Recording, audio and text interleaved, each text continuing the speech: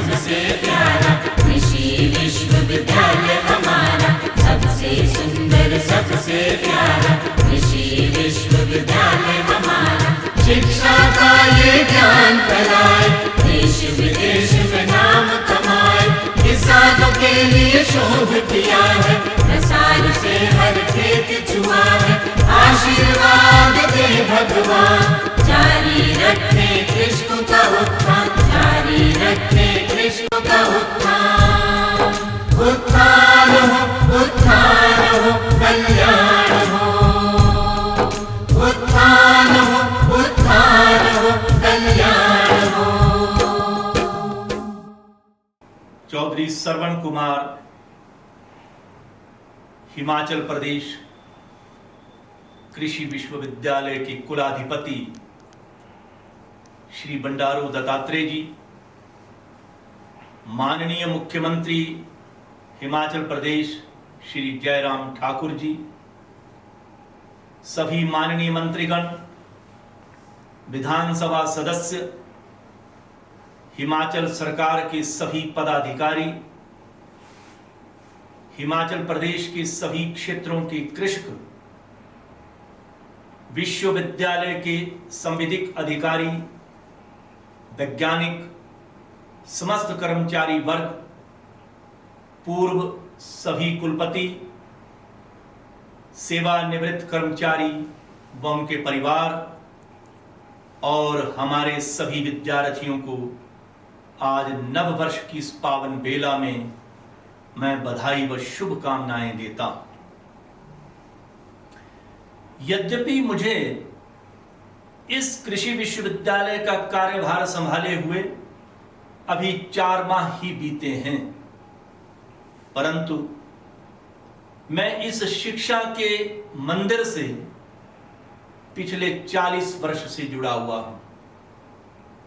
अतः विश्वविद्यालय के हर कोने कोने से और लगभग प्रत्येक व्यक्ति से भली भांति परिचित हूं। मैंने आज तक इस विश्वविद्यालय में कई उतार चढ़ाव देखे हैं, अतः इस संस्थान की दशा और दिशा दोनों से भली भांति अवगत हूं। आज तक यहां इस माता रूपी संस्थान से मैंने कुछ न कुछ ग्रहण ही किया है और अब उस अर्जित शिक्षा रूपी मूलधन को ब्याज के साथ लौटाने का संकल्प लेकर आया हूं। मैं माननीय राज्यपाल हिमाचल प्रदेश श्री बंडारू दत्तात्रेय जी व माननीय मुख्यमंत्री हिमाचल प्रदेश श्री जयराम ठाकुर जी का धन्यवाद करता हूं, जिन्होंने मुझ में यह विश्वास जताया और भविष्य की उज्जवल कृषि शिक्षा, अनुसंधान और प्रसार का स्वप्न साकार करने की क्षमता के आशय और विश्वास से यह कार्यभार सौंपा। आओ हम सब एकजुट होकर इस मार्ग को आसान बनाएं और हिमाचल प्रदेश को उन्नति की राह पर अग्रसर करने में हिमाचल प्रदेश का हाथ बटाएं।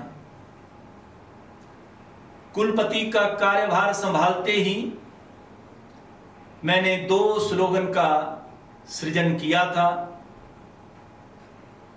पहला है कृषि विश्वविद्यालय का यही प्रयास, प्रत्येक कृषक का हो सही विकास, और दूसरा है प्रति वर्ष एक वैज्ञानिक एक परियोजना, न्यूनतम 10 लाख रुपए से कम ना हो कोई योजना। जहां एक ओर हमें अपनी युवा शक्ति को शिक्षित करना है, पर्वतीय किसानों को लाभान्वित करते हुए उनके आत्मविश्वास को मजबूत बनाना है, अपने अद्भुत और अतुलनीय जैविक संपदा का संरक्षण और सतत उपयोग करते हुए फसलों, औषधीय और सुगंधित पौधों में वांछित आनुवंशिकी बदलाव लाने हैं। खेती के लिए नवान्वेषों का सृजन करना है कृषि विपणन के नए द्वार खोलने हैं, कृषि का विविधीकरण एवं आधुनिकीकरण करते हुए इसे आकर्षक बनाना है, वहीं दूसरी ओर इस कृषि विश्वविद्यालय को राष्ट्रीय और अंतर्राष्ट्रीय स्तर पर ख्याति भी प्रदान करवानी है, ताकि यह सही रूप में एक प्रख्यात विश्वविद्यालय बने। मुझे मालूम है कि कई वर्षों से हम मानव संसाधन की अत्यधिक कमी से जूझ रहे हैं। मेरा अपना ही विभाग, जिसका नाम है अनुवंशिकी व पौध प्रजनन, जो कि भारत के हर एक कृषि विश्वविद्यालय का सबसे बड़ा विभाग माना जाता रहा है, मेरे इस विभाग में जहां कभी 35 वैज्ञानिक हुआ करते थे, आज 11 से 12 वैज्ञानिकों में सिमट कर रह गया है। 380 वैज्ञानिकों का आंकड़ा 235 तक सीमित है। यही हाल गैर शिक्षक वर्ग का है। इस क्षेत्र में मैं पहले दिन से ही सजग हूं और विश्वविद्यालय प्रशासन बिना समय गवाए इस दिशा में कार्यरत है। इस कड़ी में पिछले 4 महीनों में 46 शिक्षक व गैर शिक्षक कर्मचारियों की नियुक्ति की गई है और 120 शिक्षक व गैर शिक्षक के पद भरने हेतु विज्ञापित किए गए हैं। हमारा आने वाला समय बहुत उज्जवल व सफलताओं से भरा होगा, ऐसा मेरा विश्वास है।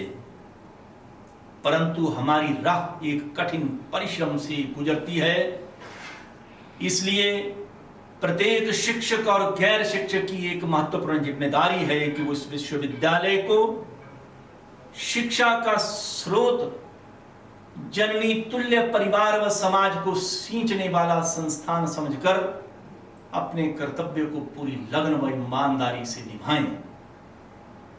जैसा कि एक सुभाषितानी में कहा गया है, उद्यमेन ही सिद्ध्यन्ते कार्याणि न मनोरथै, नाहि सुप्तस्य सिंहस्य प्रविशन्ति मुखे मृगाः।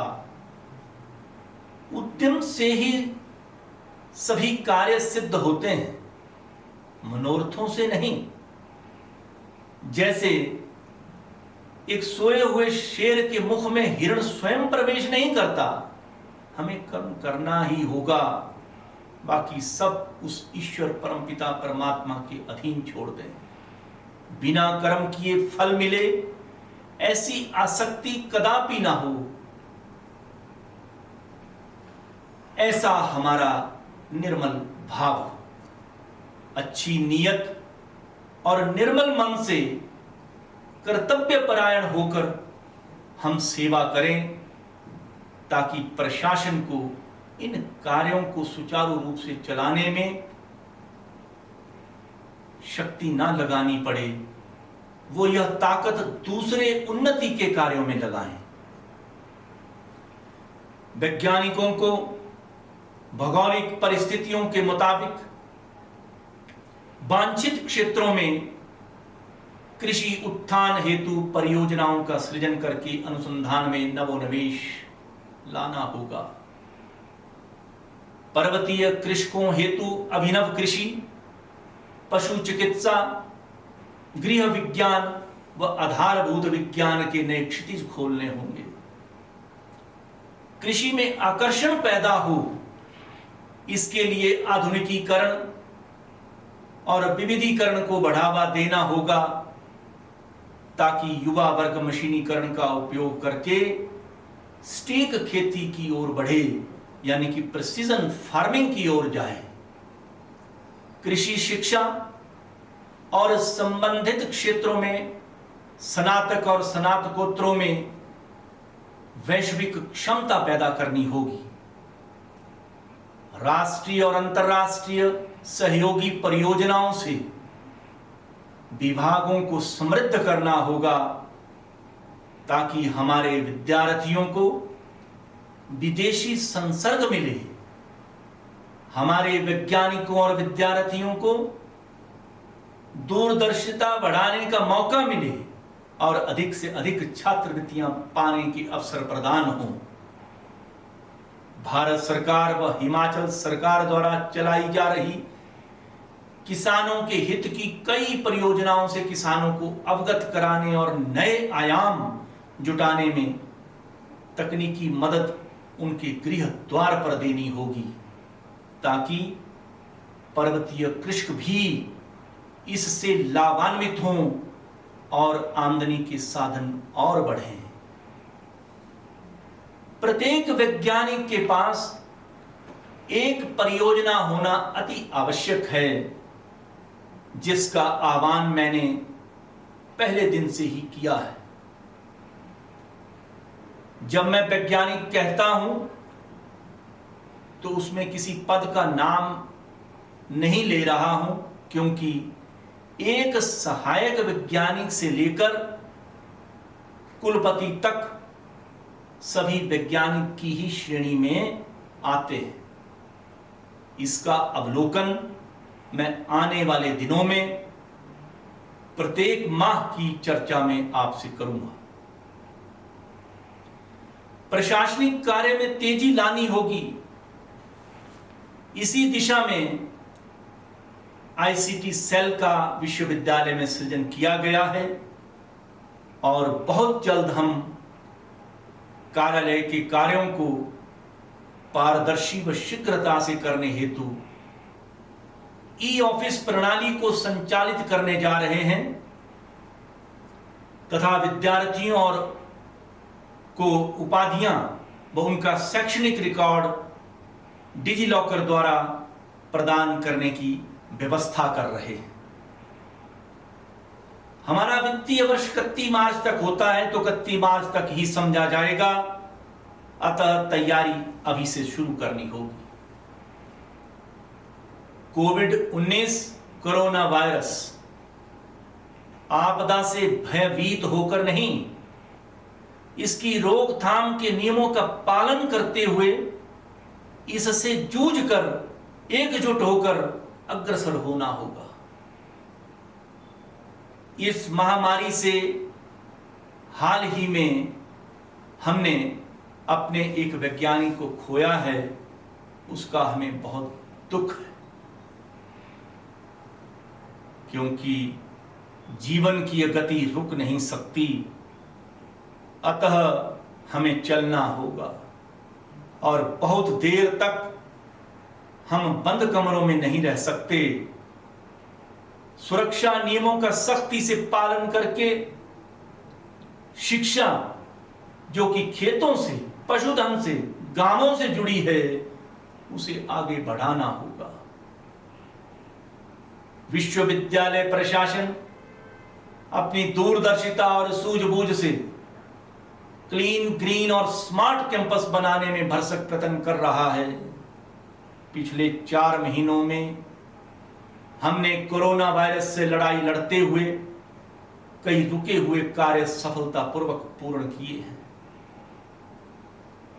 विश्वविद्यालय को माननीय मुख्यमंत्री श्री जयराम ठाकुर जी व उनकी सरकार के उदारवादी सहयोग तथा कुलाधिपति एवं हिमाचल प्रदेश के माननीय राज्यपाल जी के अतुलनीय मार्गदर्शन से इसकी दशा सुधारने का हमें एक स्वर्णिम अवसर प्रदान हुआ है और मैंने प्रण लिया है कि इस संस्थान को, जहां से मैंने स्वयं शिक्षा ग्रहण की है, सही मायने में एक विश्वविद्यालय का रूप दूंगा। पारदर्शिता और न्याय संगत प्राथमिकता रहेगी। विद्यार्थियों को शिक्षा के साथ साथ पढ़ाने का अवसर दिया जाएगा, जो कि अर्निंग वाइल लर्निंग के तहत हमारी योजना है। परियोजनाओं में छात्रवृत्तियां देने के लिए कुछ नए बदलाव लाए जाएंगे ताकि हमारे पीएचडी के विद्यार्थी इसका शीघ्र लाभ उठा सकें, क्योंकि नई शिक्षा नीति को अगले सत्र से लागू करना है। अतः दृष्टि दस्तावेज की तैयारी प्रारंभ हो चुकी है और इस दिशा में हम आगे बढ़ेंगे, जो कि हमारे माननीय प्रधानमंत्री श्री नरेंद्र मोदी जी का भी सपना है। विद्यार्थियों के हित में कई नए आयाम जोड़े जाएंगे, जिससे संस्थान के भीतर ही उन्हें रोजमर्रा की सुविधाएं प्राप्त हों। समस्त महाविद्यालयों के परिसरों को चुस्त दुरुस्त किया जाएगा। स्वच्छता, सौंदर्यीकरण, सुरक्षित परिसर हमारी प्रमुखता रहेगी। चार दीवारी में कम और किसानों के खेतों में जाकर उनकी आवाज को सुनना होगा, ताकि हमारे अनुसंधान की दिशा सही निर्धारित हो। विश्वविद्यालय का प्रत्येक अंग, चाहे वो पालमपुर में हो, चाहे अनुसंधान केंद्र में हो या कृषि विज्ञान केंद्र में हो, अपने अपने कार्य में दक्षता प्रदर्शित करेगा और इसका ब्यौरा हर माह लिया जाएगा। मेधावी विद्यार्थी, वैज्ञानिक और गैर शिक्षक कर्मचारी, चाहे किसी भी स्तर पर हो, समय समय पर सम्मानित किए जाएंगे। वैज्ञानिकों को उत्कृष्ट एवं प्रसिद्ध राष्ट्रीय और अंतर्राष्ट्रीय प्रयोगशालाओं से अपने अपने विभागों को जोड़ने के लिए प्रेरित किया जाएगा। और भी कई ऐसे महत्वपूर्ण कार्य हैं जो विश्वविद्यालय व प्रदेश हित में निर्धारित हैं, जिनका वर्णन अभी इस समय करना उचित नहीं होगा। आप उन्हें आने वाले समय में प्रत्यक्ष रूप में क्रियान्वित होते खुद देखेंगे। मैं उन सभी शिक्षक व गैर शिक्षक कर्मचारियों को भी बधाई देता हूं, जिन्होंने गत वर्ष उत्कृष्ट गोपनीय रिपोर्ट अर्जित की है। मैं चाहता हूं कि सभी इसका अनुसरण करें। पिछले 4 माह से आप स्वयं देख रहे होंगे कि प्रशासन ने तीव्र प्रगति की राह पर कदम बढ़ाने शुरू कर दिए हैं। मुझे अपने विद्यार्थियों, वैज्ञानिकों और गैर शिक्षक कर्मचारियों से आशा ही नहीं, परंतु एक विश्वास भी है कि वे सभी एकजुट होकर अपने इस संस्थान को भारतवर्ष का एक अग्रणी विश्वविद्यालय बनाने में साथ ही नहीं देंगे, अपितु सहयोग भी करेंगे, ताकि हम माननीय कुलाधिपति जी का, मुख्यमंत्री जी का एवं हिमाचल प्रदेश का, समृद्ध हिमाचल का सपना साकार कर सकें। जय जवान, जय किसान, जय विज्ञान, जय हिंद, जय हिमाचल।